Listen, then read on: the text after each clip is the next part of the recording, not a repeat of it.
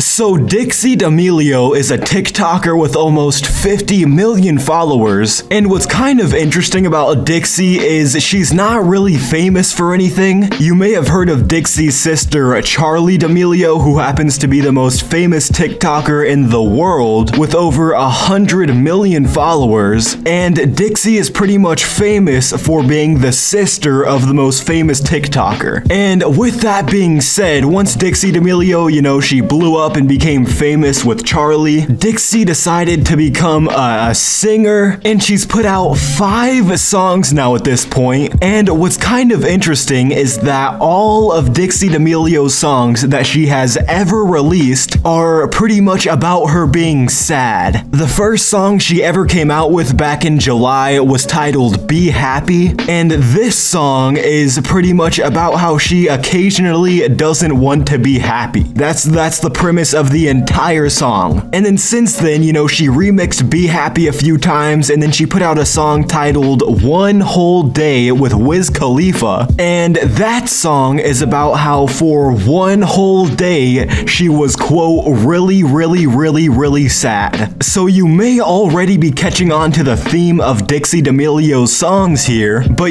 giving her the benefit of the doubt, she released a brand new song on Christmas. Maybe this is the first song where she's actually happy. It's Christmas. Maybe it's a Christmas themed song. Is she really about to release a song about being sad on Christmas? Is that what we're doing here, Dixie? That's exactly what we're doing, because for the 5th time now, she released a song on Christmas titled Roommates, which is about having schizophrenia and bipolar disorder. So, all her songs previously were just like, oh yeah, one day I was really sad, or sometimes I don't want to be happy, stuff like that. But this time, she didn't write this. This was written by Demi Lovato, talking about her mental disorders and whatnot, and Dixie D'Amelio made it into a song and music video. I'm sure she had Demi Lovato's permission and stuff like that, but at some point you have to kind of look in the mirror and be like, okay, I've made 5 songs now in my career, the only songs I've ever released, and they're all about being sad, and this 5th one that she's released now, is about mental diseases that Demi Lovato has, not Dixie. So at what point does Dixie look in the mirror here and realize that she's kind of profiting off of people's mental health? Like, at first it's like, okay, Dixie likes making songs about being sad, whatever. But when you get to the point where you're making a song with someone else's lyrics about their mental disorder, it's like, come on, there's no way you thought that was okay. And she's definitely making a good profit off these songs, because if you can believe it, Dixie D'Amelio has more monthly Spotify listeners than Cardi. As you can see here, Dixie D'Amelio has 14 million monthly listeners on Spotify, a TikToker, and Cardi currently has 10 million. Which, don't get me wrong, that's not a bad thing at all,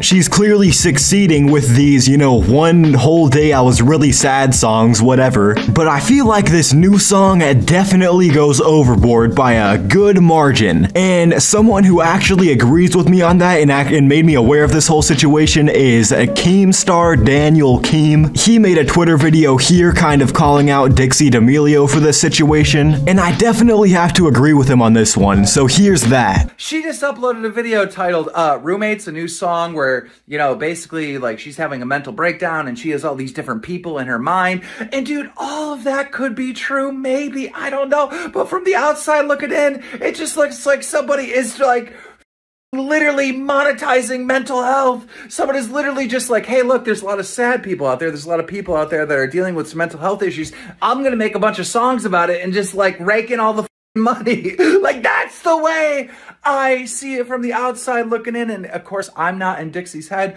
Maybe everything she's saying is true. Maybe she's not milking it, but it just seems that So I mean, if I'm gonna be honest here, I really don't think Dixie is doing this intentionally. I think she just kind of needs to come to her senses here and realize what's going on, because she said on Instagram and stuff, mental health is important to her, but this song specifically, Be Happy in One Whole Day, those are cool, whatever. It's still kind of weird that every song she's ever made is about being sad, but there's nothing really wrong with that. But this song specifically is kind of morally wrong, if you ask ask me. So with that being said, you know, I'm not trying to attack Dixie with this video. I'm not trying to end her career or anything crazy. I just think the situation here is a little out of line, you know. But with that being said, let me know what you guys thought about this situation down in the comments. Do you think Dixie is in the wrong here with this new song? Definitely let me know. And with that being said, that's where I'm gonna wrap up this video. Don't forget to drop a like and subscribe if you're brand new to the channel. As always, you can follow me on Twitter and TikTok at RelexYT. And other than that, I'll catch you guys in the next video. I'm out.